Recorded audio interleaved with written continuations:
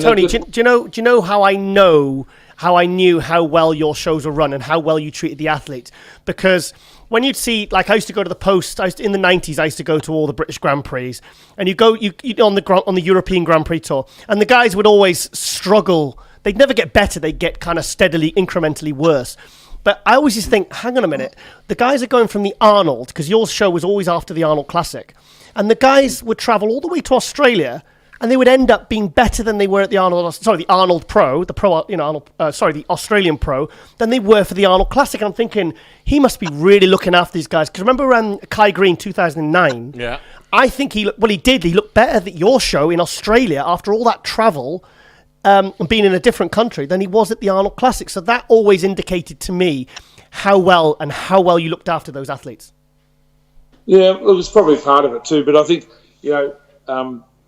with those big ticket shows like an Olympia or an Arnold Columbus, the guys put so much pressure on themselves, and they've got their coaches around them always telling them, take this and do this and eat that and drink this and don't drink, and all this crazy stuff. And they try so hard to pop that extra 5%. Yeah. That a lot of times and then they learn what they did wrong, and 9 times out of 10 they leave their coach at home. And then they come out here, we pick them up, we take them straight to the gym, we say, do some cardio, have a workout, here's all this clean food. We don't have any shit food lying around for them to say, well, let's, cram burgers and pizzas. I mean, they can go look for that, but I think because everything was always there for them, they just stuck it out and they had each other. And then, the older guys that have been on the tour would sort of mentor the younger guys. If you're going to travel, this is how you can sustain and get better every week. So I think it was partly that, and partly the fact that the pressure's off of those big shows. And I think more and more because the coaches, a lot of them, just try too hard and don't understand the needs of that athlete. You think it's to do with the coaches, then? You think it's because they had a less kind of intense approach and they just relaxed a little bit more, and they end up brought out the best more in them? Absolutely. You think that's what it is? Absolutely. Oh, okay. Yeah. Today, partly that and the fact that the pressure's off. Yeah. The pressure guys for a big show. Imagine your favourite to win the Arnold or the Olympia. Yeah. That's why last year, every year at the Olympia, there's never been a year where everybody's on, right? Yeah.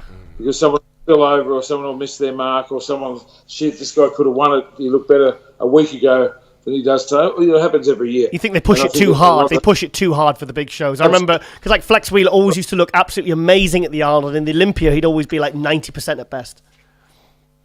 Maybe it was that. Look, everyone's different, but I think, mentally, when you're under so much pressure and so much anxiety and self-doubt, it holds water and you don't eat your carbs properly. And I think when you're relaxed in life, you're better at anything, right? Yeah. So we just try to give them a great experience. And